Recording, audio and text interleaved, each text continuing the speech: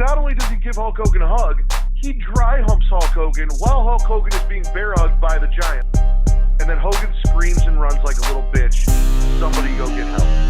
He literally just tried to commit murder and threw a man off a rooftop and then ran away screaming for help. Remember the video store kids? Remember we used to do that? We used to go to this, place and we used to rent movies, games.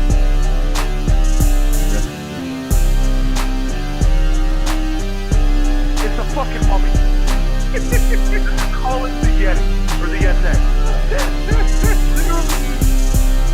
Kevin Sullivan is making this so incredibly hard to watch. His existence is making this hard for me to watch. Well, here's the thing about WCW, sir. They just give title shots to anybody. Clearly. Following podcast contains mature content. The views and opinions expressed by the host and announced to those of the host. So discretion is advised. Welcome back to Return to Wrestling, that wrestling podcast that turns the clock back to when sports entertainment was still called professional wrestling. I am your host, the patron saint of podcasting, the Warden, Matt Ritter, and we are back with Lord Cussalott, aka the Dragon King, aka Big T, aka Sweet T, aka Z Money, aka Black Merlin, aka the HNIC, Travis Pointer. What's going on, Travis? What's happening? How you been, man? I kind of missed you. I've been good. Yeah, no, we only see each other once a month now. I've got people asking me if you're actually like a host on Smack and Raw, and I'm like, not really anymore. But he is the producer, so yeah, I produce the show. And I'll pop in every now and then if you need me to, you know. Very rarely, but you're a busy man. You got a lot of stuff going on. You're figuring a lot of stuff out with Creation World and new directions because stuff's ending, stuff's coming up, and yeah, there's a lot of revamps coming. It's gonna be a lot of fun though. Like I got some things working in my head right now. It doesn't really make sense to even me yet, but it's just like, you know, give it a little time. It's gonna be pretty cool because I gotta figure some stuff out. It's hard for me because I know like the Dungeons After Dark thing is probably gonna, you know, be the best thing for us because it brings all of the core group together, you know, all four of us. Mm-hmm. And it's fun.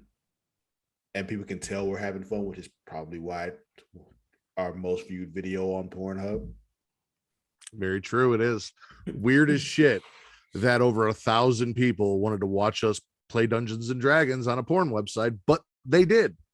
Which kind of gives me ideas as the future stuff for Dungeons and Dragons to be like, you know, if we're getting those kinds of numbers on Pornhub, I can do like the really fucked up, weird sexual monsters that I have in my head. And you know, I'm all for that. I know you are. I know down. All three of you are. So it's just like, I can't wait to do that shit. And I actually have an idea as to how we're going to get there. It's like, oh, this is going to be so fun. But it's just like getting all four of us together is difficult. So it's just, that's the hardest part, but it's coming, people. I promise you. It is going to be worth the wait. And speaking of revamping, we're revamping this show a little bit. So we're going to do something a little different this month. Next month, we might try something, you know, a little different. We're going to work the kinks out and kind of make Return to Wrestling its own thing. Right now, I'm going to kind of try and make it a little bit more like the Smack and Raw podcast.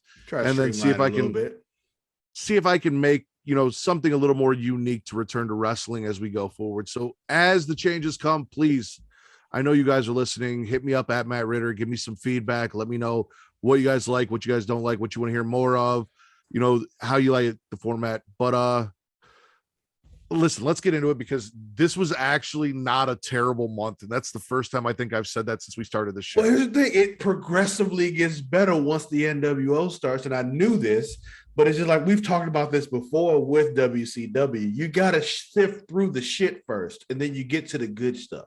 You find the goal when you sift through the shit. I'd say the weeks leading up to World War III and obviously the World War III match were the shit, but we got some good stuff at World War III. So you didn't like that big 3-ring battle royal this time? We will talk about it when we get there. Okay, that's fine. Talk about it when we I just maintain World War III is a fucking mess, but it's a beautiful mess. But anyway, keep going. October 28th, we kick it off on matches. We had William Regal defeat Hoovy. DDP defeats Mike Penis. Dean Malenko defeats Jim Powers. Jeff Jarrett defeats Ricky Morton.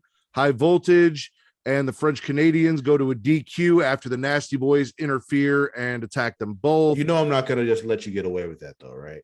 Because Get away with what? it's Mike Anus. Mike's penis. Mike Anus. However you want to go about it. Rey Mysterio defeats Jimmy Graffiti, aka the Gigolo, Jimmy Valiant. Benoit defeats Eddie after a briefcase to Eddie from Mongo McMichaels. And then Luger in our main event loses to Booker T. And then because he gives up and goes to chase Sting in the crowd. So I'm going to start off with Swallows. Sting up in the rafters. Like he wasn't in the rafters this week. He was up in the VIP box, but this is the beginning of, you know, what you talk about in every documentary of how Sting spent a year in the rafters before he wrestled a match. And no matches. Like that's the level of patience shown by WCW, because it would have been so easy to throw him into this World War III pay-per-view. Like so easy to do that. Like, no, not yet. Not yet. I will say the way they make it sound on the documentaries, and we'll talk about it in the weeks coming up, I definitely didn't think I'd see as much of Sting in the ring interacting with people as I have. So you thought it was just him and the Raptors never interacting with anybody? That is correct. Oh, no. I had no idea. No. I see things and I'm like, okay, I've seen that before, but I thought that was after the fact. So yeah, we'll get into it. Speaking of Sting in the rafters, though, one of those things when Zbyszko calls Sting a pathetic looking man, and I'm just like, no wonder he says fuck all y'all. Like, what the hell? Oh, we're gonna talk about Zbyszko because Zbyszko gets on my fucking nerves. Oh, he's going on my WCW shit list. Zbyszko has made me laugh so hard this past like month of this show, kind of stuff. Like it's just like he legit lets two of his friends just get their asses whooped twice, and it's just like, on one hand, I'm like, that's fucked up, but on the other hand, it's like, I kind of get it. Like, we'll talk about Zbyszko. Like, we'll talk. Teddy Long, Nick Patrick, that feud. Teddy came out and saved Chris Jericho and this lawyer. I enjoy the stuff between Teddy and Nick. Jericho's going to be a spit. We'll get into that. Hall and Nash rooting for my boy Babyface Jericho isn't fun. It's just it sucks. It has never been fun, honestly. You see a little bit of that Chris Jericho in him, even this early on, like but it's like him. You know how they say "be you" and turn the volume way up. It's not up. It's like they turn the volume way down because he's using like generic babyface good guy things, like I'm gonna kick your butt, but like with the Jericho flair, and it's just. It doesn't work. Yeah. Even when he was in WWE, when he was a babyface, he's like, I don't like this as much as heel Jericho. It's just, he's good at being that jerk, that asshole that he's like, I want to punch you in your nose. Now, mind you, I did spits and swallows for each show. So as the weeks progress, something that I may be swallowing right now, for example, Hall and Nash rooting for DDP to defeat Mike's penis and looking like they're scouting him. May then later become a spit as the story progresses. We'll see. But right now, WCW fumbles the bag on many occasions. I will never argue against that. I know this. I know Uncle Kevin in the crowd throwing up the diamond cutter, scouting my boy DDP. The fact that he hits this diamond cutter out of fucking every possible position, like talking about Randy Orton hitting RKOs out of nowhere. That's just him jumping into screen and hitting RKO. This man literally, you put him in a fucking figure four, he'll diamond cutter you. I legit feel like Randy Orton's RKOs out of nowhere came from watching Diamond Dallas Page. 100%.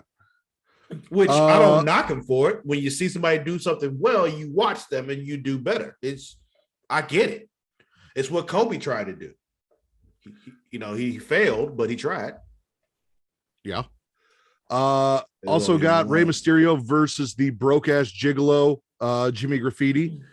It was a good match. Like I looked at the guy, I'm like, you look fucking familiar, but I have no idea who the fuck Jimmy Graffiti is. And then I saw that he was the gigolo Jimmy Valiant from WWF. I say I remember the name, but I don't even remember any matches of his. I remember hearing that name, but I'm like, I can't tell you any time I saw him.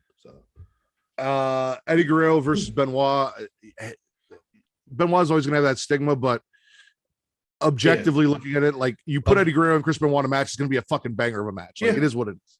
Every time. They don't miss. And the only thing Zbyszko did that made me swallow was him hating on William Regal. I enjoyed the shit out of him just running his mouth about William Regal for no goddamn reason. Like, what did William Regal do to Zbyszko? I need to know. This man hates Regal for. He does. Regal is literally the does. only WCW champion, and you're a WCW commentator, and you're just shitting on this guy. What does he have? The TV title? Yes, he has a TV title. Yeah. Because Big Show stole the U.S. title. They're just recognizing him as U.S. champ now because possession is 9/10 of the law. Somebody, it's just like, who was it? Bobby Heenan. Like, you go take it from him. It's like, you can have it, bro. All right. You know what? We'll call this the drizzling shits because I think that's something we did when we first started. Because you were like, so instead of spits, we'll go drizzling shits. So the drizzling shits, the shit that I didn't like. Having to relive Hogan bitching out to Piper because he's soft, and then having to hear him cut a shitty promo on Savage about how he's got a little dick and he's going to fuck Liz, and then cut a promo on Piper. Basically, every week, Hogan finished the show cutting a promo, and it sucked because he is not a good fucking promo. Hogan is not a good promo. We have much higher standards for promos these days. So, yeah. And it's trash. Looking back on these promos, they're not good. They're not. It's always Hogan saying, like, I'm the greatest I've made wrestling and you all should worship me. That's usually the gist of every promo that he does. And when you do that over and over again, it gets old. And then anything he tries to do that deviates from that just sounds stupid. So, yeah. NWO being in the crowd, not doing jack shit. I'm here for the NWO. What do you want the crowd? I want them to beat more fucking people up. I want them throwing people into fucking trailers and shit. I want baseball bats and broken fucking legs. Do that every week. You gotta build the anticipation. Them sitting there waiting back, like, what are they gonna do this week? And you're worried about it, but they don't do anything yet. And then they all beat the shit out of Roddy Piper. Like, that's kind of the thing. Like, you wait for it, and then you finally get it, and you love it when you get it. You can't do it every week, Matt. Jeff Jarrett existing in WCW. I have not enjoyed a single bit of Jeff Jarrett. This holier than thou. He thinks he's a main eventer when he's not. Want to be the second coming of Ric Flair. Shout out to Mongo and Benoit for just being like, dude, fuck you. You're not a horseman. Well, Flair was gone. Or shout out to your boy. My boy. Your favorite WCW dude ever. DDP. Oh, really? He's above Sting for you? Well, we're not to where Sting gets him yet. We'll get there. That is definitely a swallow. In the weeks to come. We're not there. I'm sorry. But no, DDP is number one. DDP is my guy. Interesting. Okay. It's like 1A, 1B. Okay, I always thought Sting was your guy. That's why I was. Nope. Okay. But yeah, no, Jeff Jarrett's entire existence and this stupid, I'm gonna be the leader of WCW and I'm from the South and this is a Southern promotion and we're gonna rally together. Like, get the fuck out of here. He's one of those things when I rewatch, it's like, I forgot you were here. Like, I remember a lot of this happening, but like, I didn't remember Jarrett being here. So just like, go away. And preemptive fuck you to Vince Russo for finally making Jeff Jarrett the wrestler he always thought he was going to be later in WCW when he took over and putting the world title on this guy and letting him lead the NWO. Like, preemptive fuck you. And here's the thing. I partially want to say, like, I don't see us going all the way that far with WCW. I feel like we're going to get like close enough. We're like, yeah, fuck this. We're going to do something else. But no, because if you made me go through the bad of the Dungeon of Doom, I want you to have to relive the Millionaires Club and the New Blood. So we are going to do it all the way till the day it dies. Here's the thing. I kind of like the New Blood. So it's just like, that's a different, that's like one of the few things about that era that I liked. So it's just like Judy Bagwell on a motherfucking forklift. Shout out to Buff, who is like he's doing DDP yoga. He's all over Twitter having a blast. Running his mouth to Disco Inferno. Does he do DDP yoga naked like in one of his little Chippendale dancer thongs? No. I don't know. I haven't seen any videos. He's also on crutches, so probably not, but he might get there. I think we're trying to get back to like gigolos where he can go back out and start fucking for money. Yeah, I'm like, I feel like he started his OnlyFans doing DDP yoga in his, like, banana hammock thong and shit. Spit nasty boys or drizzling shits, nasty boys, crying because they're dumb and they got jumped by the NWO. That's on you guys. Yeah, it's on you. That's 100% on you. You deserve to get your ass kicked. Nick Patrick's lawyer says language even Teddy could understand. That's racist. That's drizzling shits. That was fucked up. Yeah. And that guy sucked at promos too. That guy he wasn't very good. It really should have been Nick Patrick and Teddy Long doing all the talking because they're the most interesting part of that whole thing. And Colonel Parker existing still. You can answer this question for me. Who is AC Green? He's a football player. Who did he play for? He played for a few people. I think he played for the Bengals for a while. He's a pretty dope receiver. Because he was all about the NWO, and then he was not about the NWO. Like he was in the crowd. They made a big deal about him, and I'm like, I don't remember shit about you. So, Piper isn't with WCW yet. Oh, this is a different AC Green. Hold on. Was he the basketball player or the football player? I think he was a basketball player, which is why I asked you. Okay, yeah, he played for the Lakers for a while. That's a different dude. Okay. There's another AC. No, that was AJ Green. Sorry. Yeah, that makes more sense, and that sounds familiar. But yeah, no, I had no idea who the fuck AC Green was. I watched basketball at the height of the Bulls, but I watched Bulls games. I didn't know anybody. Like I knew big names that you saw in like Space Jam and shit, or like Topps trading cards and shit like that. Charles Barkley, so on and so forth. But like I didn't know AC Green. No fucking clue who that guy was. Right. Yeah, AC Green played for the Lakers. I didn't really know him very well either. I knew he existed, but I don't know much about him. Yeah, I was thinking AJ Green, and even when I was watching it, AJ Green was what was in my head. So it was just, I got you. So I watched this very first episode, and I thought to myself, wait, I couldn't remember when Piper had his match. Now I know it's going to be at Starrcade. So like that's settled. But I thought they were telling me there would be another one. But I thought they were telling me that, like, for whatever reason, I thought it was farther down the line. I was thinking of the second match. I'm like, wait, did Piper come out for like one night and then he's not going to be in a story? Like, that's Halloween Havoc the next year. Yeah, no, it was very weird. So I put Piper. That was a cage match, also, by the way. Yeah. So I put Piper in with WCW, but as we talk about the weeks going on, we'll see that changes. And it was all part of a bigger, better story that they were telling. So props to them for that.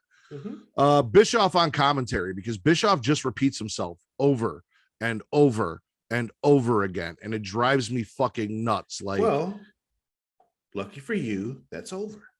Yeah. And last but not least, and what will be the drizzling shits until it dies a terrible, horrible, awful fucking death, Dungeon of Doom promos. I understand that they are trying to kind of, sort of, maybe push the narrative that there is issues between Kevin Sullivan and Chris Benoit. And before I spit Kevin Sullivan and his promos during Benoit's matches every week, let me just get this out of the way. This is not how you build a feud with a man who's fucking your ex-wife, by having him cut picture-in-picture promos at the beginning of all of your matches, let alone the fact that you were teaming with Benoit while your wife was still part of the Four Horsemen and doing all of this for months leading up to this. Why is this all of a sudden just an issue for you now, Kevin Sullivan? Like, you guys have had issues back and forth. Apparently there was a match that went into a bathroom that I didn't see because it was on Saturday, WCW Saturday night or some shit like that. And they talked about the other one that went into the bathroom. Listen. And he got jumped in the bathroom. I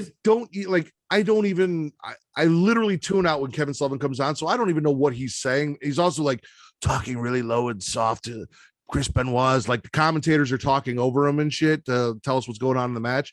So I'm not paying him. Like, I don't give a fuck about Kevin Sullivan. I don't give a fuck that Chris Benoit, kayfabe wise, is sleeping with his ex-wife, and the whole whatever comes out of this. Kayfabe, that's real life. I understand that, but like, kayfabe wise, story wise, that's the story they're telling, and we all know what becomes of this. It's all just cringe as fuck. Did they actually say that during the thing? Like, it's one of those, like, they haven't actually said during this whole thing why Kevin Sullivan's so pissed at him. He's just, you can't trust her. We know the backstory, yeah, but like on TV they haven't actually said what it is, which kind of makes it worse. Yeah, which is why it's the drizzling shits, because now I just got to listen to Kevin Sullivan and cut stupid promos every week, and I don't even know what the fuck they're about. Did I tell you I saw him on something completely differently, like unrelated to wrestling? Yeah, it was Steve Harvey's judge. Yeah, show. on Judge Steve Harvey. Yeah, him and JJ Dillon. Like, Yeah, it was so random, and I saw them just like, oh, Matt would love this. No, I would not. He I will not watch anything Kevin Sullivan. You can't even escape it on Judge Steve Harvey. All right, so then we moved to November 4th. We kick it off. Buff Bagwell in a singles match defeating Brad Armstrong, who's still fucking here and apparently is going to be here for a very long time. So I guess I'm just going to have to get used to it. DDP defeats Ice Train. Riggs loses to Malenko for the cruiserweight title because Scotty Riggs is a cruiserweight apparently. That's Hector Guerrero. It's funny because in my notes I said Riggs versus I forgot who. Yeah, Dean Malenko for the cruiserweight title. Can we talk about Malenko for a second here? Okay, let's talk about Malenko. What do you want? I really just want to point out how people can, constantly about how, how great he was and all that kind of stuff. And there's certain things he was very good at. I think I've mentioned it on here before, but like all his matches look very choreographed. Oh, yeah. It's just like, it doesn't work for me. And people are like, well, he did this. Like, this comes from when he was in Japan, blah, blah, blah. And guess what? I don't care. Like, all the time, it's just like, yeah, he could do all these different things. He's like, yeah, but he's boring. Also, I'm petitioning for him to be the man of 99 or 999 holds. Why? Because one of his holds is a tombstone pile driver, and we're going to talk about that because he does it, and that's disrespectful, and no one should ever use that besides the Undertaker or Kane, and that is just my personal preference. Drop that from your fucking moveset. Does that count as a hold? That's just a maneuver. I believe a maneuver is considered a hold. Really? Yeah. Does it bother you when Mongo does it? Yes, even more so because fucking Mongo. But he played for the Bears. He was one of the 85 Bears. He got us a ring, man. He got himself a ring. I don't have a ring. I got that ring and he didn't get it for me. Chicago has a ring, sir. You're going to tell me that WCW Mongo is enjoyable just because he was an 85 Bear? I'm telling you, I accept a lot of things that he does because he was an 85 Bear. Well, Stone Cold fucked his wife, so well, eventually ex-wife. Yes. Ex-wife. Look at that. Look at all these wrestlers just fucking each other's ex-wives. Austin's fucking Mongo's ex-wife. Jeff Jarrett's fucking Kurt Angle's ex-wife. Benoit woman. Yeah. Just everyone's. That ended very differently, but we'll move on. Yeah, everyone knows how that ended. Hector Guerrero loses to Chris Benoit. That was another one I was watching. Like, wait, who was this dude? I'm like, oh, Hector Guerrero. Like, I remember seeing him like when I was watching like TNA shit, just being in the crowd and stuff. Like, I don't even remember ever watching him in the match. And I saw him, I'm like, oh, there's Hector Guerrero in a match. Speaking of DC alternate, like Hector Guerrero here looked like Eddie Guerrero, just like alternate universe Eddie Guerrero. Like, yeah, I mean, he's like Eddie's old brother. man Flash, like old man Flash. It's Eddie's older brother. Like, it makes sense. Chavo's father, not father, but like, Chavo's like older, like, uncle. We have a women's tournament for the women's championship going on, and Reina Yabuki loses to Medusa. IRS loses to Jericho. That tournament is clearly for Medusa to win the women's world title. I don't even know why they bothered to even do a tournament, but okay. Yeah. And then Luger gets his win back against Booker T in the main event.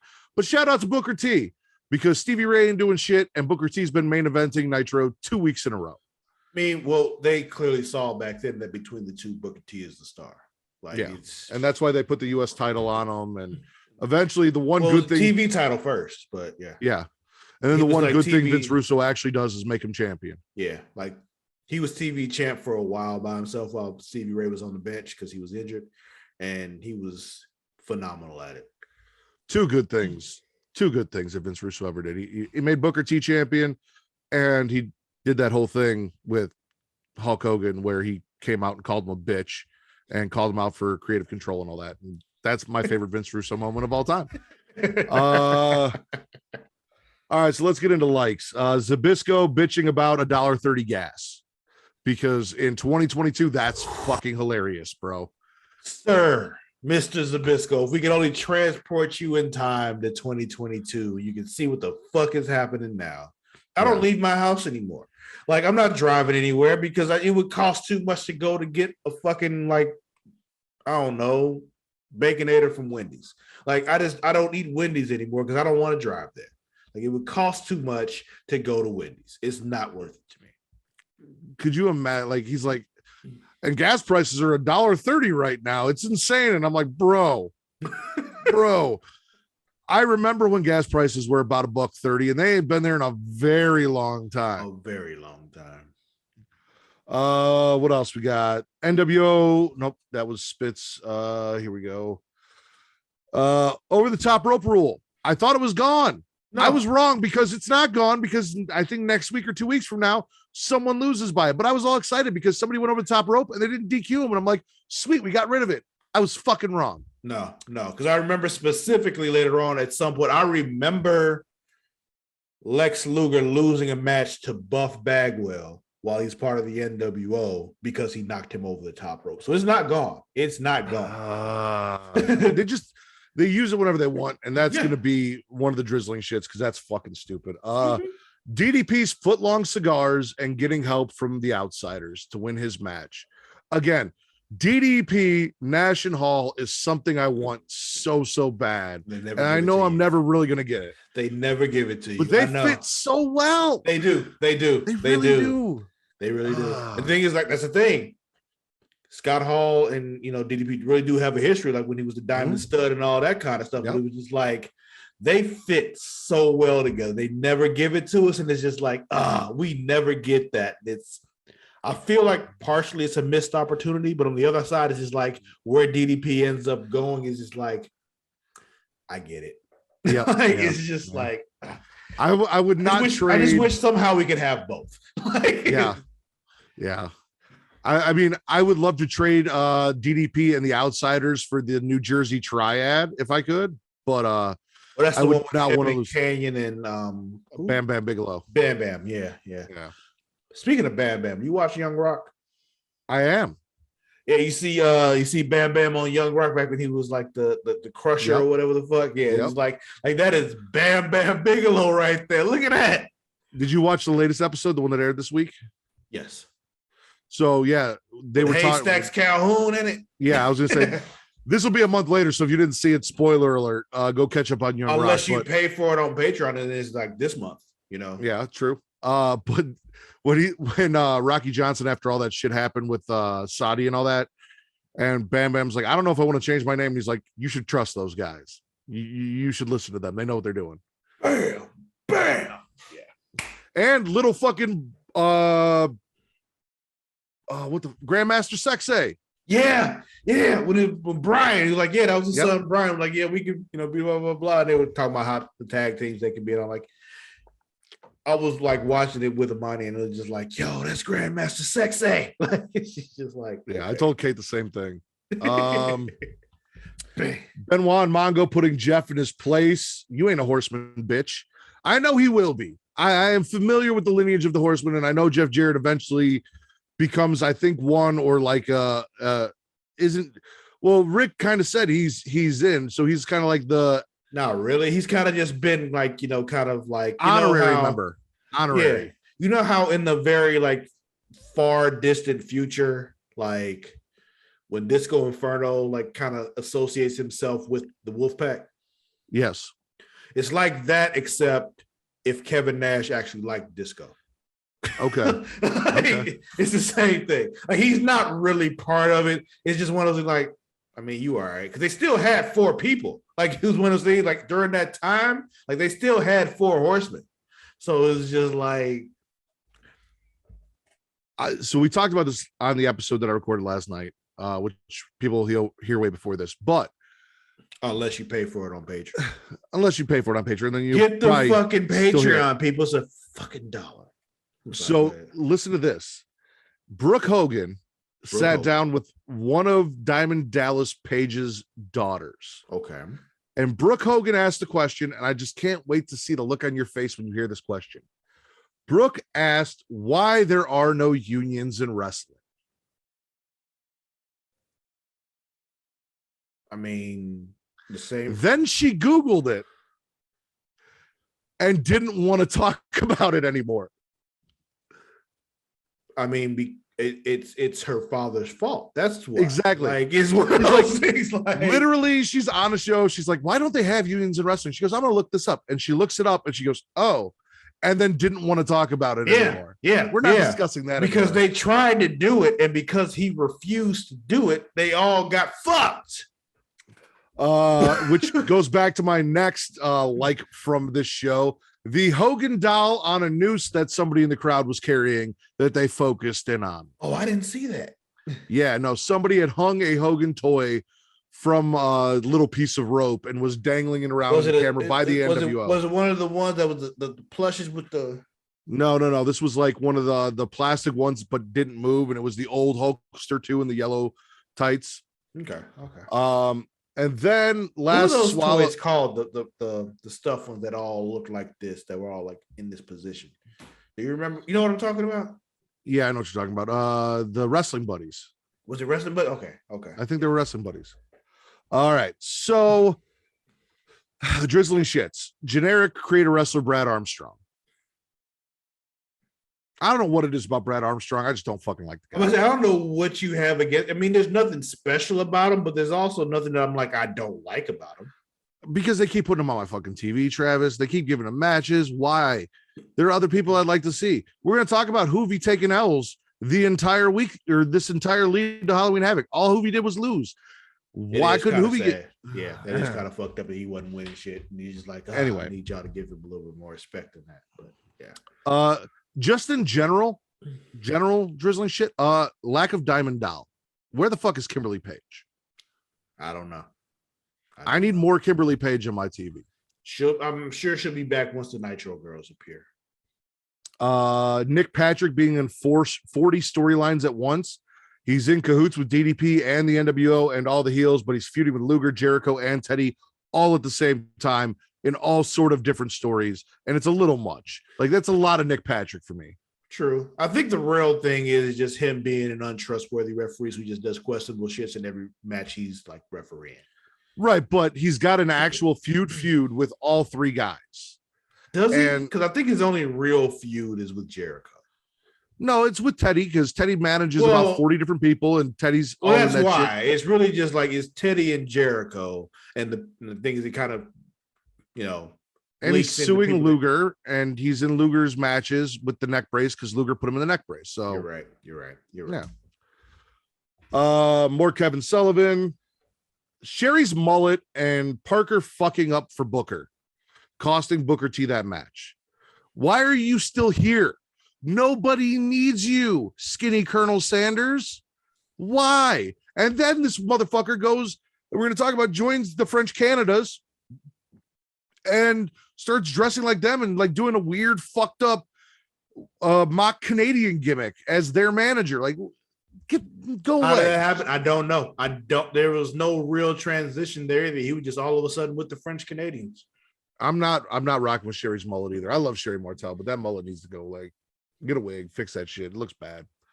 Having to rewatch the Piper segment again, Travis. Again. It was long. It was one of those things just like, yo, this is very long. Why do they keep doing this? Like, it should have ended pretty quickly, but they kept it going. And we got another fucking stupid. And they had a chance to edit it. Like, they could have edited it. Like, it's just like, oh. But they spent the whole night like, this is uncut footage. And I'm like, you should have cut it. Like, you definitely should have cut it. Jesus Christ. It went on way too long in Halloween Havoc. It went way too long on Nitro. And Nitro, they cut it off after they said they weren't going to cut it off. And then they did it another week and gave us the unedited footage. So this is now Sunday, Monday, and then another Monday that I've watched the same long ass fucking thing. And it wasn't that good to rewatch 3 times. It really wasn't. Seeing Piper was great, but the whole thing, no, it wasn't. No. And the last spit is the Hogan promo and Hogan calling himself the Master, referring to himself as Master. Who's the Master? Not Hulk Hogan. Who is I know Master? I know Hulk Hogan's got those racist tendencies and wishes he was somebody's master, but he's not. Sure enough. All right, November Did you ever 11th. watch The Last Dragon? I know that's like not required viewing for white people, so I don't know you. I have not, honestly. I'm not huge into kung fu movies. It's not really. It's kind of a kung fu movie, but not really a kung fu movie. It's one of those like. It's a blaxploitation film, kind of. Right? Yeah, I know that. But it's just like, and watching it now will do nothing for you. So it's just like, it's one of those things where you're just like, I'm not even like, normally I'd say like you should watch it. I'm not even gonna say you should watch it because it'll do nothing for you. So don't watch it. But it's just one of those things like, you know, when I throw the quote out there, I'm like, I wonder, does he even know? No, he really don't know. Okay. No, I've heard it. I knew where it was from. I'm gonna be honest with you. The only blaxploitation films I've ever watched involved Pam Grier getting naked. So, I mean, that's not a bad choice of film. So, and Shaft. I watched Shaft with Samuel L. Jackson. Yeah, I don't know if that counts as blaxploitation. There's like post that era. But it was kind of like a remake of blaxploitation, though. Did you see the one, the one with his son? No, I did not. Here's the thing, like it's one of those movies. Like when I watch, I'm like, oh, that reminds me of like me interacting with Harry.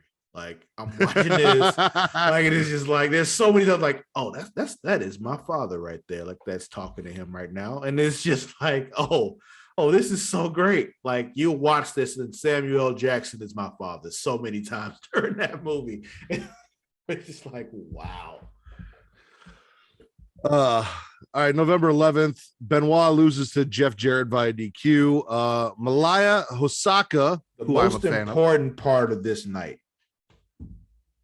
I don't know if you have this in your notes or not, but as of this night, Mean Gene is back. Mean Gene is back, and I'm pretty sure that is in my notes. Malaya Osaka loses to Zero, who is Sonny Ono's prize woman in this tournament that will be in the finals against Medusa. I'm 100% sure of it. That's where they're pushing. I love me some Hosaka, though. I don't know what it is about her. She comes out. I'm all about Hosaka. I kind of wish she had won. Spider Ray defeats Cyclope. You saw this dude. They used multiple names for him, but yeah. I think was it Heenan or was it Zabisco that was just like, are you sure it wasn't Cyclops? Yeah, it was Zabisco, I think, because it's early on in the show. Yeah. Okay. Yeah. Because they do Zabisco for the first hour and Heenan for the second. This was third match. So, Scott Norton loses to Lex Luger. The whole changing of announcers things. I think I mentioned it before. I think WWE should do also because it's just like, yeah, it's not bad, mixed especially for a 3-hour show like Raw. Yeah. Exactly. But yeah, no, we had Spider-Man Rey Mysterio. That was kind of cool. His gear is pretty dope. His gear has always been dope, though. Like it's been this thing. The French Canadas lose to Harlem Heat. Jericho loses to Conan via DQ because of Nick Patrick to continue their story. Hoovy loses to Miguel Perez, who's making his debut. Who the fuck is a Miguel Perez? That's what I said exactly. When I watched this. Why is Hoovy losing to Miguel Perez? And the Faces of Fear defeat the American Males in a tag team match in our main event. All right. So, likes. You already brought it up, Travis. Motherfucking Sting dropping that bitch Jeff Jarrett for running his mouth. Because basically, when I put it in my notes, I'm like, Sting attacks Jarrett. In parentheses, I'm like, shouldn't have been talking shit. He's like, oh, that bitch Sting's up in the rafters when he should be down here leading WCW, and I'm going to lead WCW, and I'm going to be the man that Sting can't be. And Sting's like, oh, yeah, bitch, you're done. Dropped him. Yeah.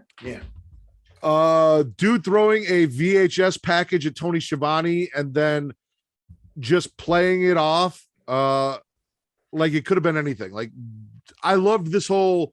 So... We're going to talk about it, but there is a music video that they play that is fucking terrible from Roddy Piper from like 3 or 4 years before this happened. It's so bad. Like, why did you bother doing this? Like, what is that happening? Is supposed to lead to Roddy's answer of whether or not he's going to face Hulk Hogan. But this dude like runs up, security guards pulling him off. He throws a package with the VHS in it at Tony. Tony's like, dude, what the fuck is this? Who's letting random people like Tony? I give Tony all the credit in the world because his acting is fucking fantastic. And I don't know if it's because he didn't really know what was going on. I'm sorry. What? Netflix canceled Space Force.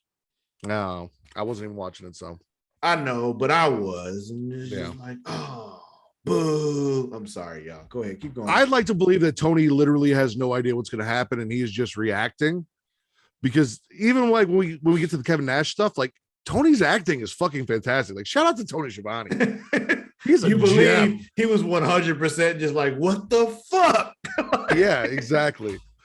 Malaya Osaka, Big Swallow.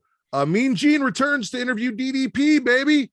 And we got some Hall and Nash history and a proposition. And then DDP is insulted that he was asked to eighth. Like, he's like, okay, I get Hogan.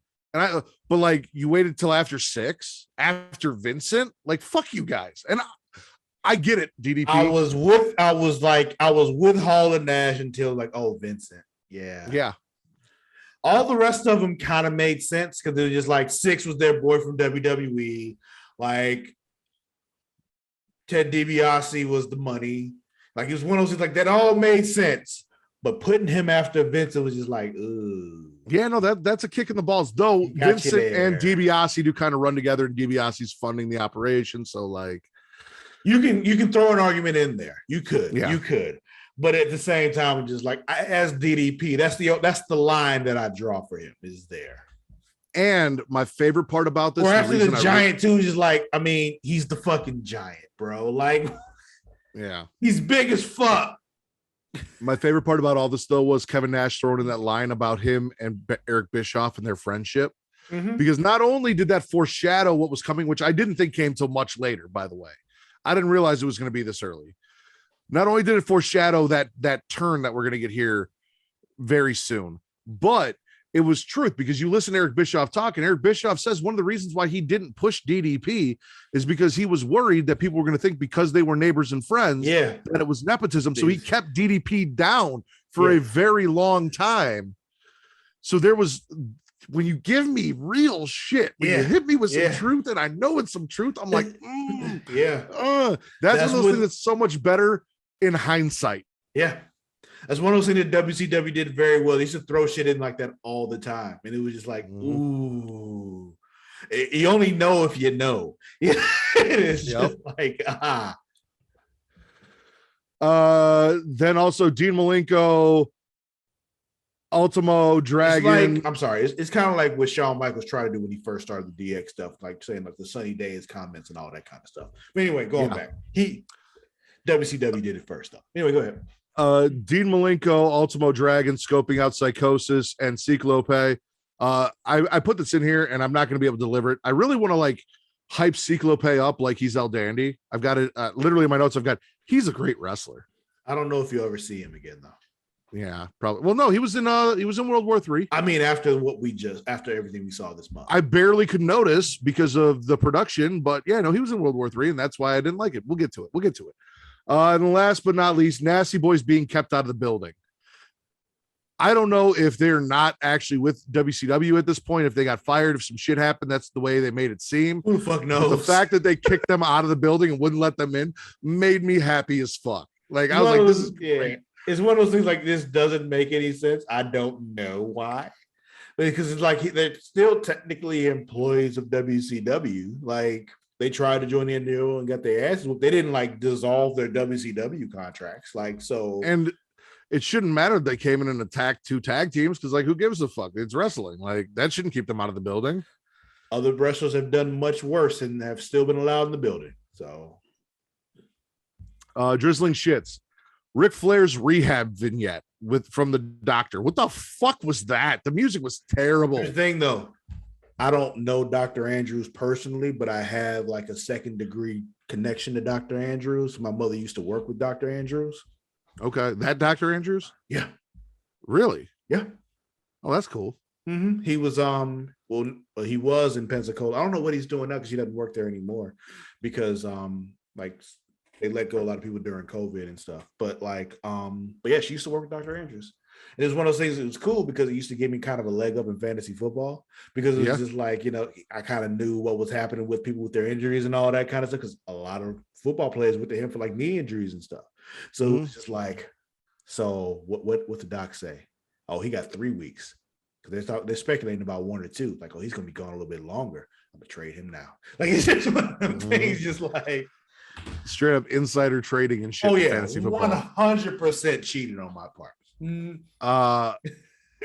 So here's the thing. Like, I'm giving it shit. It was the 90s. This was a very 90s thing, and in 2022, very 90s background music, by the way. But yeah, no, it was very 90s.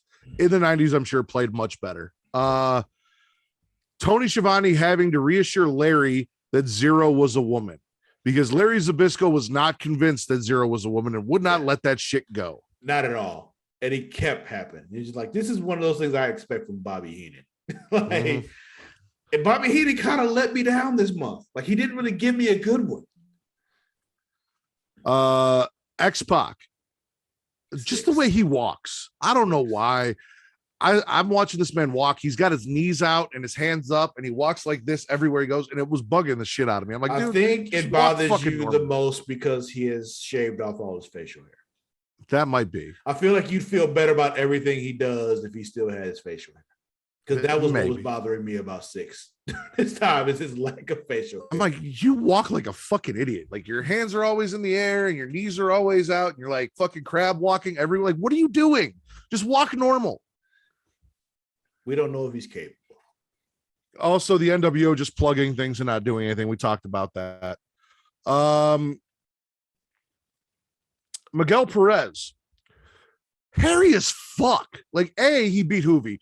B, Jesus fucking Christ, are you half werewolf? Like, I thought Prince Albert was hairy, but this man, holy shit. Yeah. Like, they should have called him the Yeti. It was excessive. Yeah. It's one of those, like, dude, do you own any form of clippers or anything? Like, anything. Jesus fucking Christ. Everything Lex Luger babyface. I hate Lex Luger as a babyface.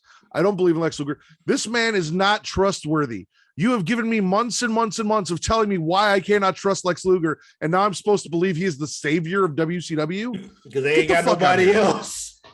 Well, you got Ric Flair. I guess he's hurt. Ric Flair's injured.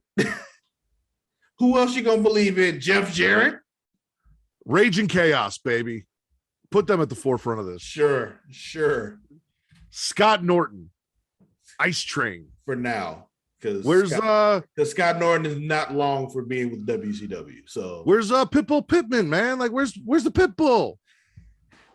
He can't talk either. Like, it's he got Teddy to talk for him, of course, but Teddy's busy. So where the fuck was Glacier? Glacier did not. He just debuted before the last pay-per-view, and this entire month, no Glacier.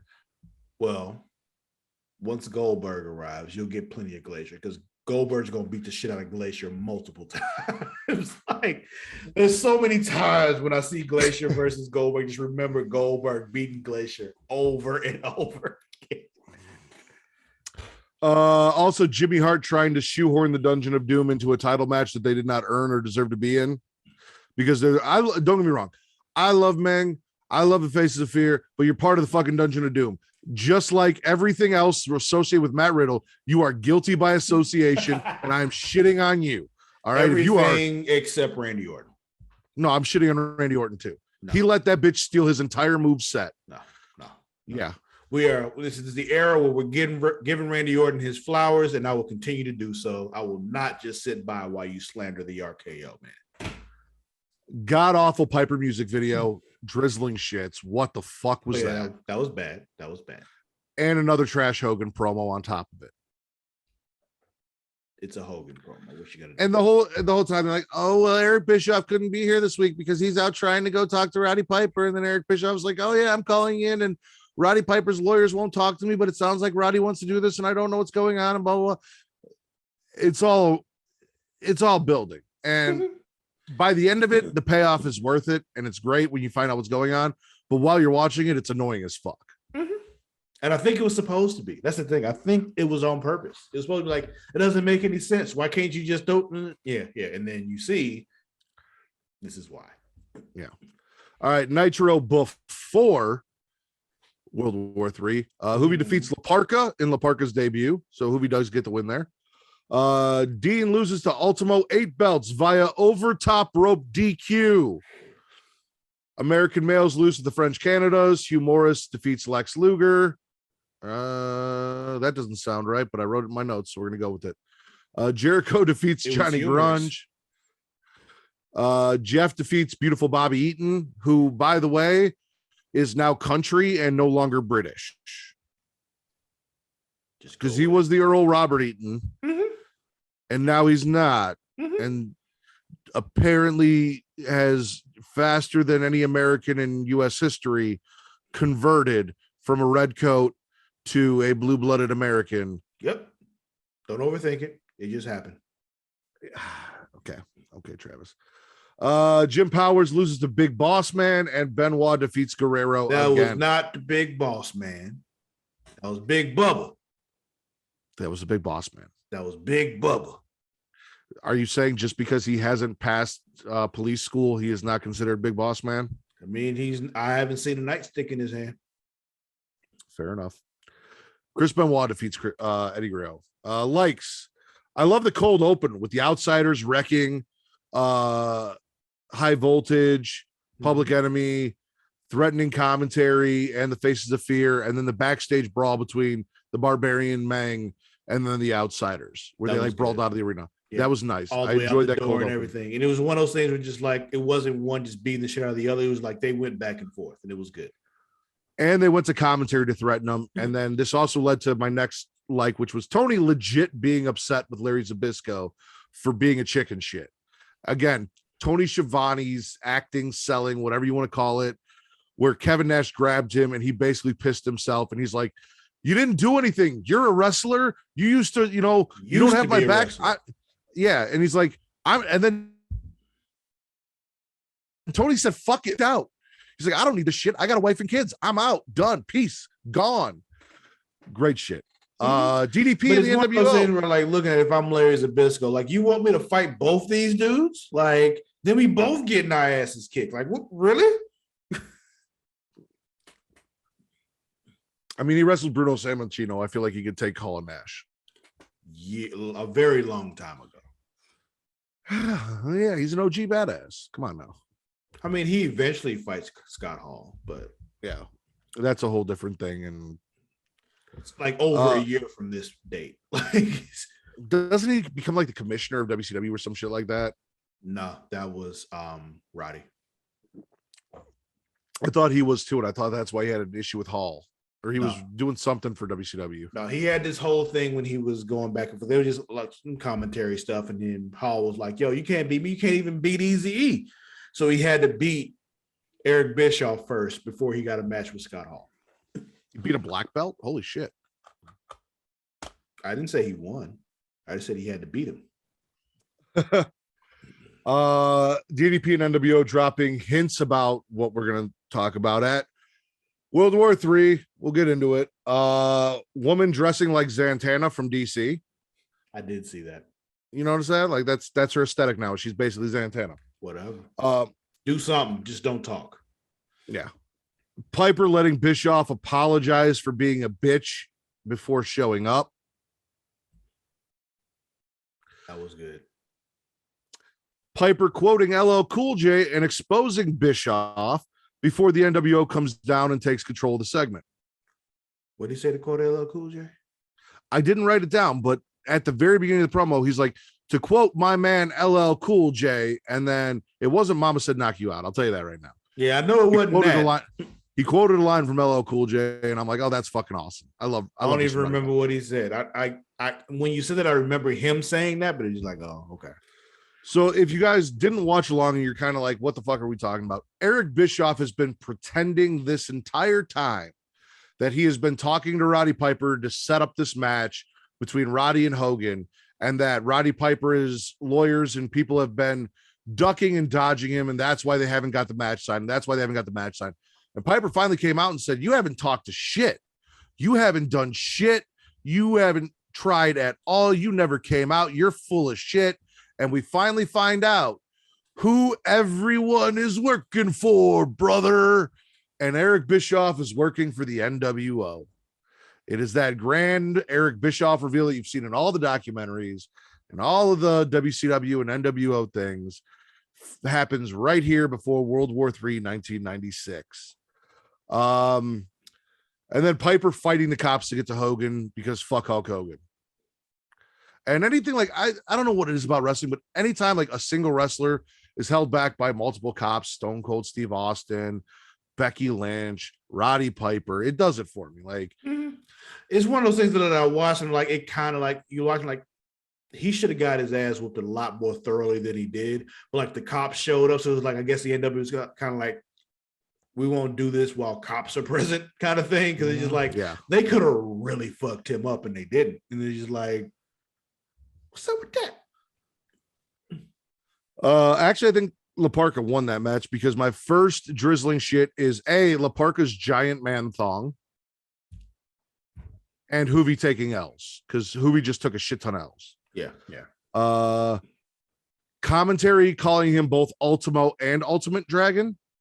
Well, because when he comes out, like it says Ultimate Dragon on his nameplate, but the thing is, at the same time, it's like he's also, we all know he's Ultimo Dragon. Like, it depends on where he's at, is what is this, Ultimate or Ultimo? I think it's one of those things where like it was 1996, so they thought Americans couldn't comprehend Ultimo meaning ultimate, you know? So it's just like, dude, the fact that this man has 8 cruiserweight champion, junior heavyweight, like Ultimo 8 belts, bro. Ultimo fucking 8 belts, and he'll get 2 more. I know he's.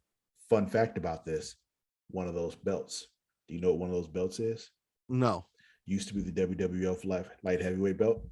Really? Yeah, it was like one of those things. I guess something like it went over to Japan. So Japan had it, but he wanted it in Japan, but it used to be the WWF light heavyweight belt. Really? Yeah. Fun thing I learned like a year ago listening to 83 Weeks. Because I tweeted out something about this and someone told me this year he will become Ultimo 10 belts. Ultimo Dragon is the fucking like cruiserweight GOAT, bro. Like, how is he not your favorite cruiserweight? Because Hoovy exists. Yeah, I don't understand. He's literally fucking Dragon, Travis. Yeah, I know, you are the Dragon. I know. Like, on paper, he should be my favorite, but like Hoovy is just like so great to me. Ultimo is a very close number 2 for me. But like but Hoovy is still my favorite. But yeah, I fucking love Ultimo Dragon, and his match at World War III is one of the reasons why, because it's fucking fantastic. Go ahead. Drizzling shit. Using the over the top rope DQ in the cruiserweight title match, but not honoring it in the weeks prior to this match happening when people went over the top rope. What the fuck? Literally, you were about to have a 60-man over the top rope battle royal in a company where over the top rope means DQ. That's what makes it so special. No, that's what makes it so fucking stupid. The only time over the top rope is okay. This time, if you knock somebody over the top rope, it's a good thing. After Luger's match, Sting came down, got in his face, and handed Luger a bat, and that's drizzling shits because he should have hit him right across the fucking head with it. Should have just cracked Luger's skull open. What are you doing, Sting? Drop everyone. I don't give. He was never a good friend.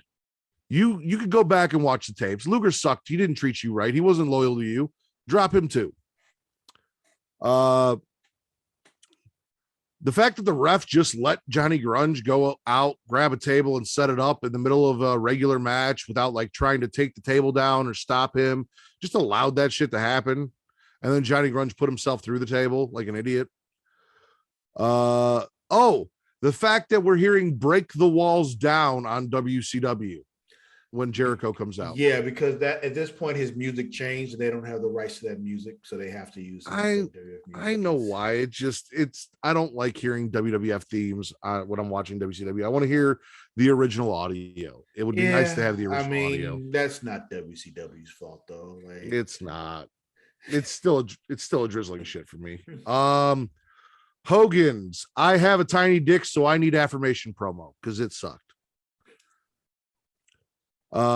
Teddy apologizing for getting Chris Jericho into a one-arm match against Nick Patrick, which, mind you, again, all of this stuff between Nick Patrick, Teddy Long, Teddy's like, Jericho could beat you with one arm tied behind his back, and then they get the match, and now Teddy's like, I'm sorry, maybe I pushed a little too far. I don't know if you could beat Nick Patrick with one arm. Like, who couldn't? I could beat Nick Patrick with one arm tied behind my back. Who the fuck is Nick Patrick? Like, why would you apologize and think Jericho couldn't take this man?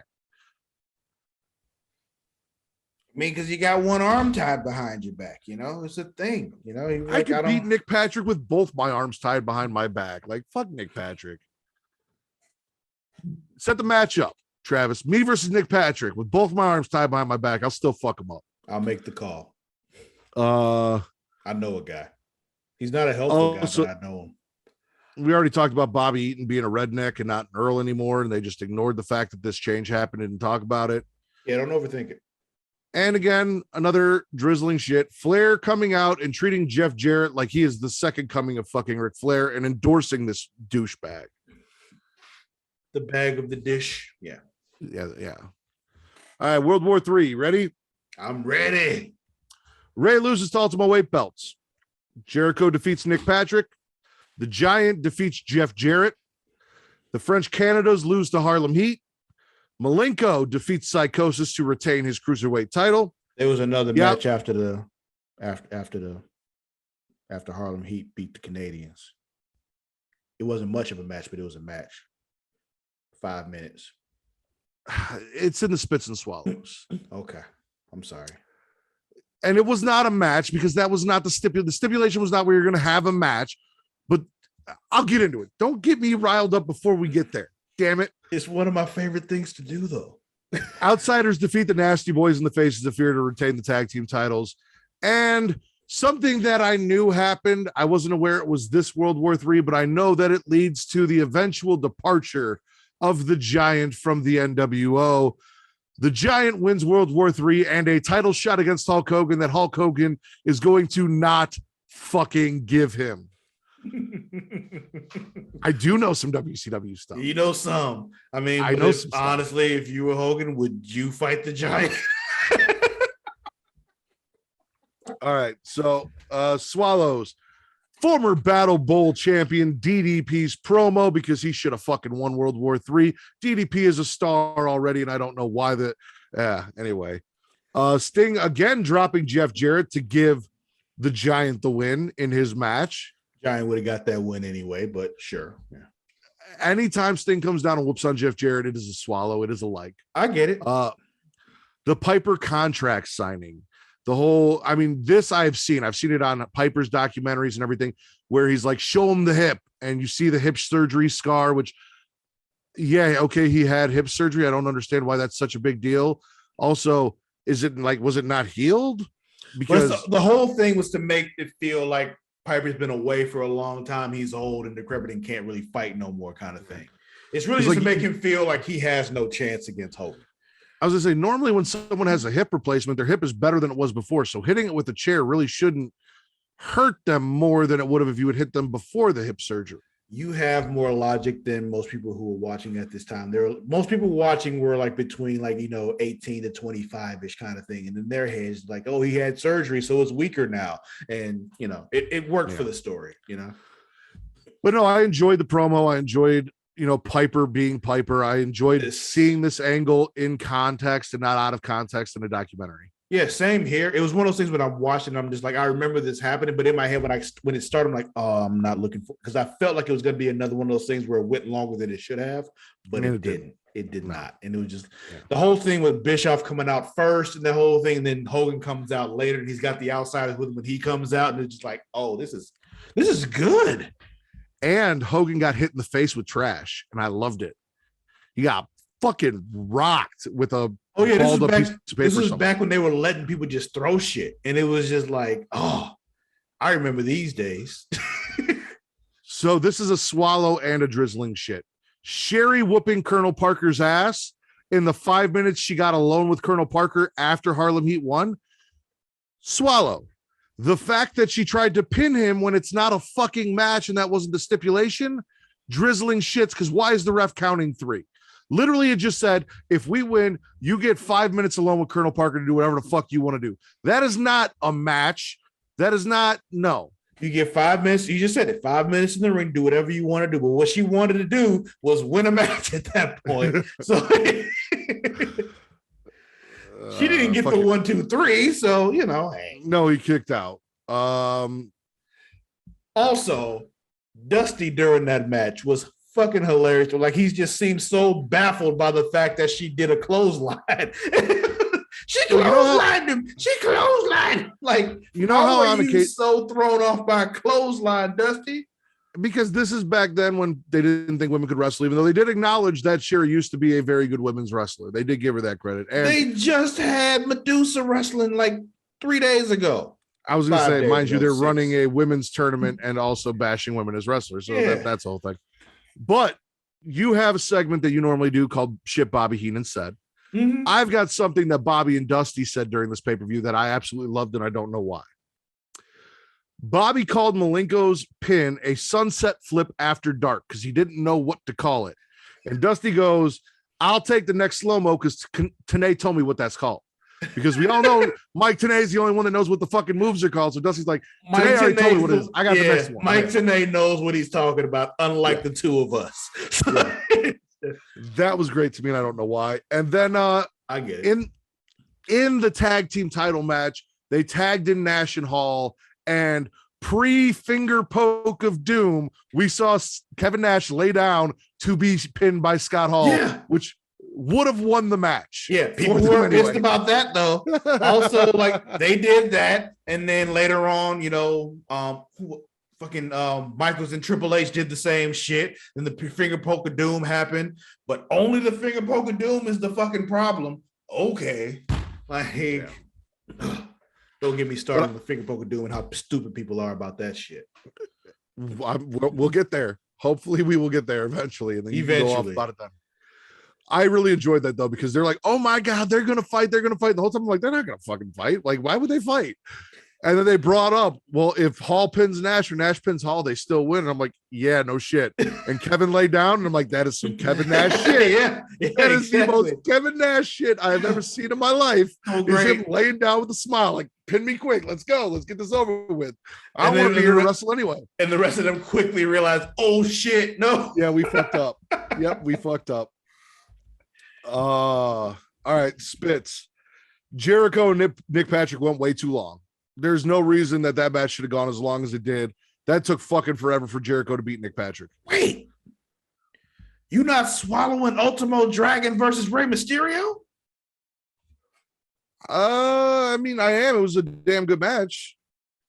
I did not put that specifically in my swallows. So what I did when I did this was I tried to focus the swallows on things that weren't match specific. Okay. After the first one, to kind of get the context of what's going in and talk about the meteor stuff and what we liked and didn't like. But no, it was a damn good fucking match. Like I was about to say, like, fuck, like if you go watch one match from World War III, that's the match you should go watch. It is like, oh my fucking God, all you fucking AEW shills out there, like, oh, they're great, they do all this great. Like, watch this. This is what they should do. Because they have those hot spots, but it's not just those hot spots. They still had a fucking match. And it's just like, oh my God. Like, I fucking loved it. So, like, I'm watching it again. I'm like, they shouldn't be this good. Like, it's just like, fuck. So Jericho and Nick Patrick going way too fucking long. That match did not need to be as long as it was. I don't know. They had to fill time or whatever. I would have rather given Sherry 10 minutes and cut 5 minutes off that fucking match.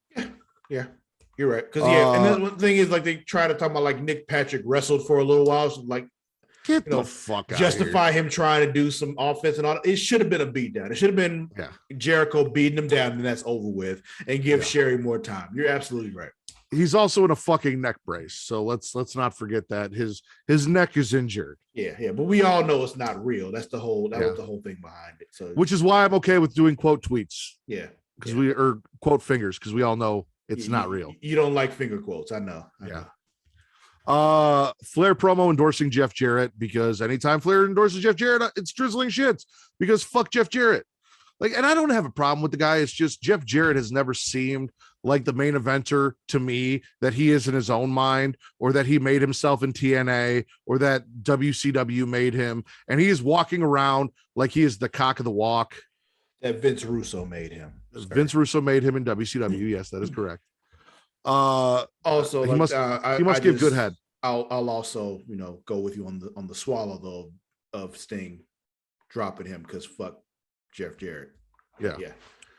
Why is Elizabeth still with the NWO after everything that happened? And why are we not talking about that? I was gonna bring this up because it's just like she doesn't seem too bothered about being with the NWO now. She was the full-on Miss Elizabeth when she walked out this time. It was one of She the must have got things used to Hogan's tiny dick. Like that's all I can think of. I think in my head canon, I was just like, it seems to me that she's just like, you know what, I'm here now. I might as well accept it and embrace it, and that's what happened.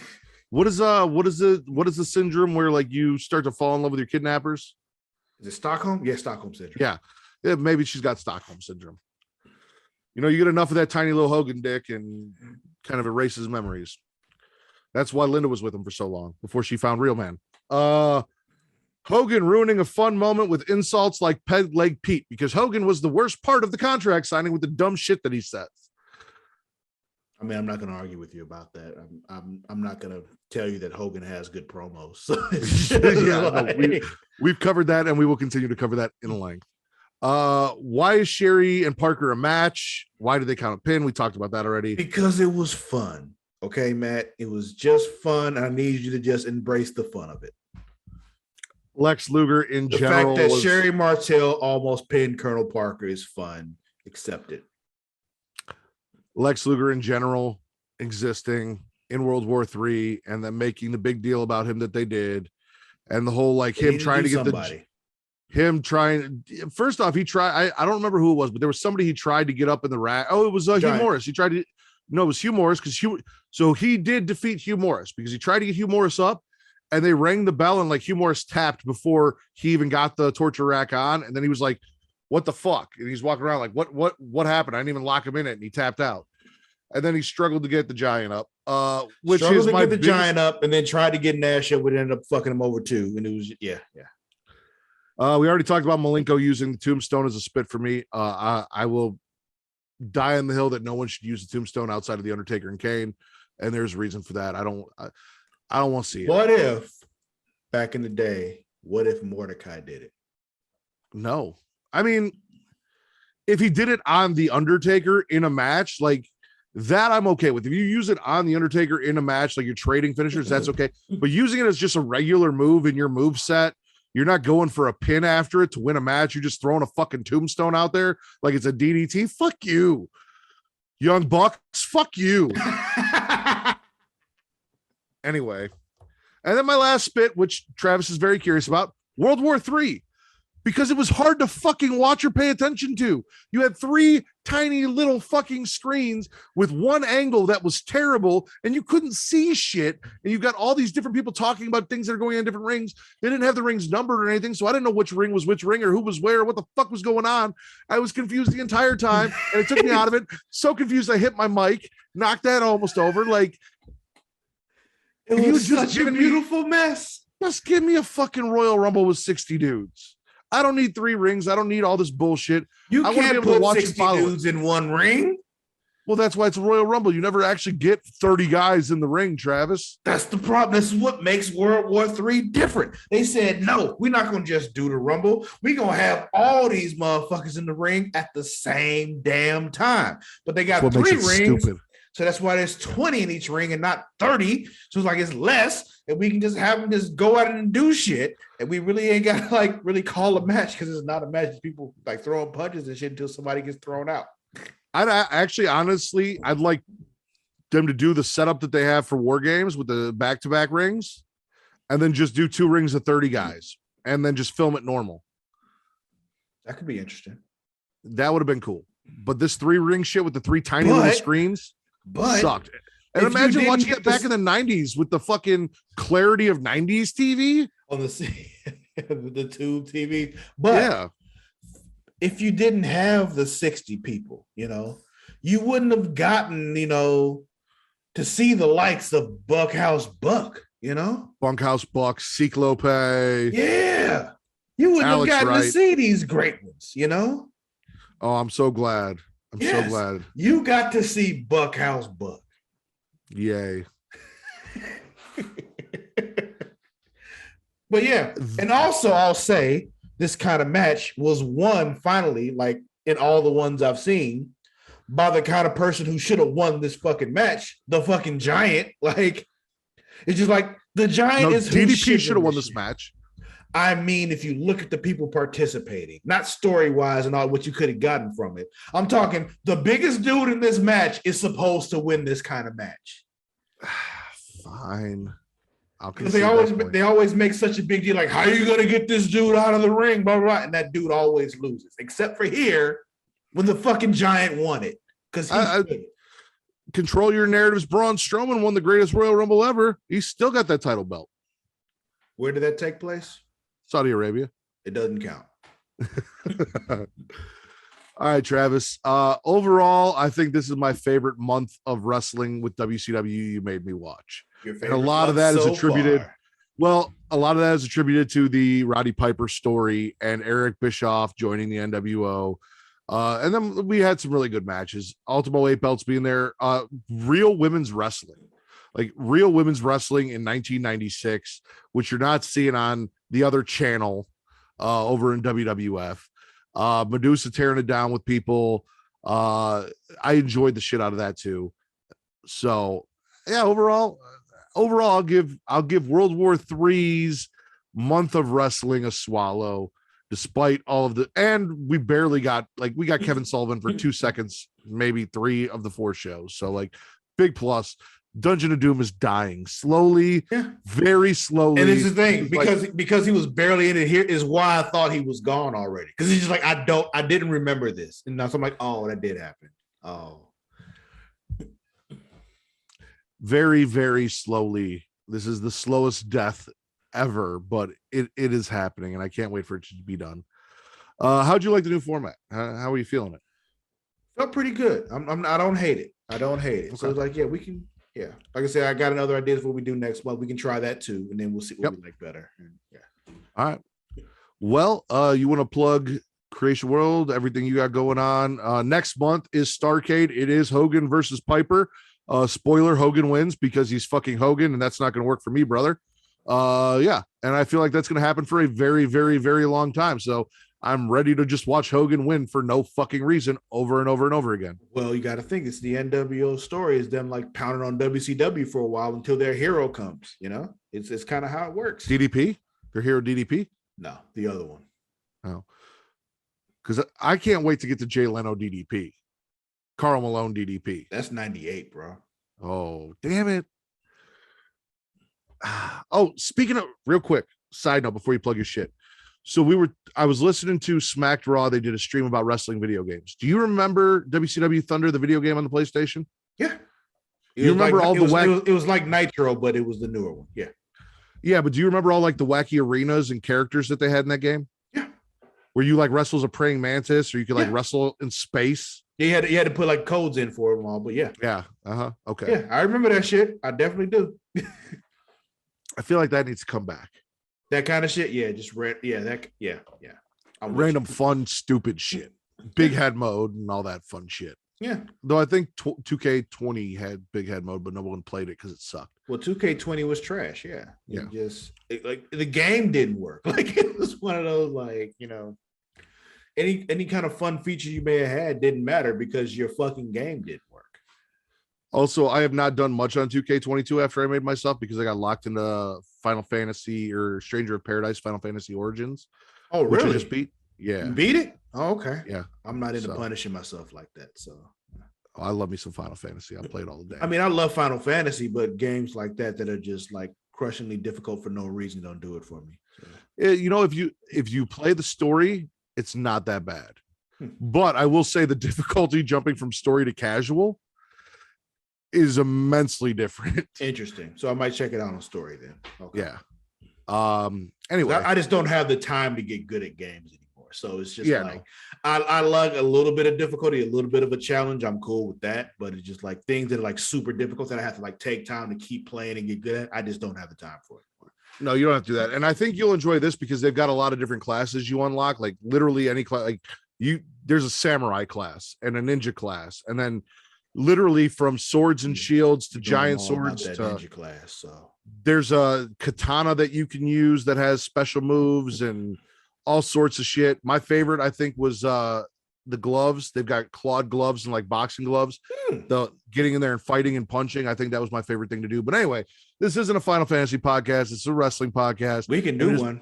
You want to do a Final could do Fantasy podcast? Dude, I don't could know when spend- we'll do it or when we'll have time to do it, but like I kind of want to do a Final Fantasy podcast now. You, me, and John sit down. We could spend 5 episodes just talking about Final Fantasy X because I played that on every system I've owned. Sir, I actually just started replaying it. So yeah. Dude, I love that game so just much. beat that dragon on the airship. So it's just, yeah. Anyway, plug Like Creation World. And it's all funny that because nerdish. going back to it, like, I'm like finally figuring out how to use like Rico's Overdrive to actually mix stuff properly and get the things that I want instead of just randomly mixing stuff like I did when I was like whenever it first came out. So anyway, I'm sorry. Creation World stuff. Super Flashy Arrow tomorrow, every week still. In addition to this on Patreon, we got Multiverse. When this one's on Patreon, we also just did Justice League War. So, that's happening at the same time. If you're watching this on YouTube because you don't want to give us $1, fine. I don't like you that much, but fine. Shout out to Mike Willis, by the way, who's been holding us down on Patreon and the Facebook group. Yeah, shout out to Mike Willis, definitely. And everybody else that does, contribute to the Patreon with it, just with $1 at least, y'all are great. I do really appreciate you. Like, no bullshit. Is there an update on merch? Are you getting a new merch store, or should I just post shit on Teespring? You can still post the Teespring stuff for now. I am working on the merch stuff. It's just like it's getting merchandise deals lined up with people is more difficult than I thought. It's just like percentage wise and all that kind of stuff, and getting contracts and all that worked out is more difficult. But I want to work with actual people and not just an entity, So I'm working on it. Do you think we'd be able to we'd probably have to censor it, I'm assuming, on Teespring if we wanted to put out a Pornhub Poppy t-shirt? Probably. I don't know that I can put porn on there. Right. We'd have to censor it. Which is or why PH Poppy, maybe. That would probably work. Okay. But that's part of the reason why I want to work with an actual person, like an actual, work with actual people. So then we can do whatever the fuck we want. Or we can just put the merch on the website and not have to go through Teespring. So I'm working on it. It's just difficult to get done. Because Vince wants a Pornhub Poppy t-shirt, and I think that actually might sell pretty well. So I'll have him work up a logo for that, and I'll put that up there and see if we can get it out. I know Katie and Vince will at least buy one because they both think they're the Pornhub Poppy. There we go. 2 shirts. But yeah. Done It at the Dark coming soon. I promise you we are still doing that. It'll be fun. A lot of fun things coming with that. Yes, Matt has been waiting to use this thing for a long time, and I'm going to give him that opportunity, I promise. See what's coming for the future, because there are going to be some changes with Creation World. We're moving some things around, revamping, re-energizing the brand. It's going to be fun. Hashtag Them Thrones possibly coming back, because I heard that they're making a new show. Oh yeah, there is another Game of Thrones spinoff coming this summer. I believe it's in August that it comes out. So yeah, there will be a return of hashtag Them Thrones, because I can't imagine Mara and John not wanting to do it. So we'll do that. But yeah. All right. And you can follow him at Lord Cussalott. That's Lord_Cussalott on Twitter and Instagram. Also, CUSSALOTT. CUSSALOTT. Also, creationworld.com, where you guys can find everything, profiles about us, all of the shows that we offer, back catalog, Patreon, YouTube, Pornhub, all of that fun shit is there. Linktree/creationworld will get you the merch store if you don't go to creationworld.com, it's also there. YouTube link, Pornhub link. For this podcast and the Smackin' Raw podcast on audio, you can check out linktree.com/Smackin' Raw. That also has a link to the Pornhub. You can follow me on Twitter at MattRidders, MattRiddr. Twitter only, Smackin' Raw Pod on Twitter and Instagram. I run the Twitter, Vince runs the Instagram. And then we've got Creation World on Facebook, Facebook.com/Creation World, and the Smackin' Raw Pod and Super Flashy Arrow at both Facebook.com/group/Smackin' Raw and Facebook.com/group/Super Flashy Arrow of Tomorrow. Oh, I think that's it. yeah, that's it. It's enough. Well, for Lord Cussalott, I am the patron saint of podcasting, the Warden Matt Ritter, and this has been your return to wrestling. Peace.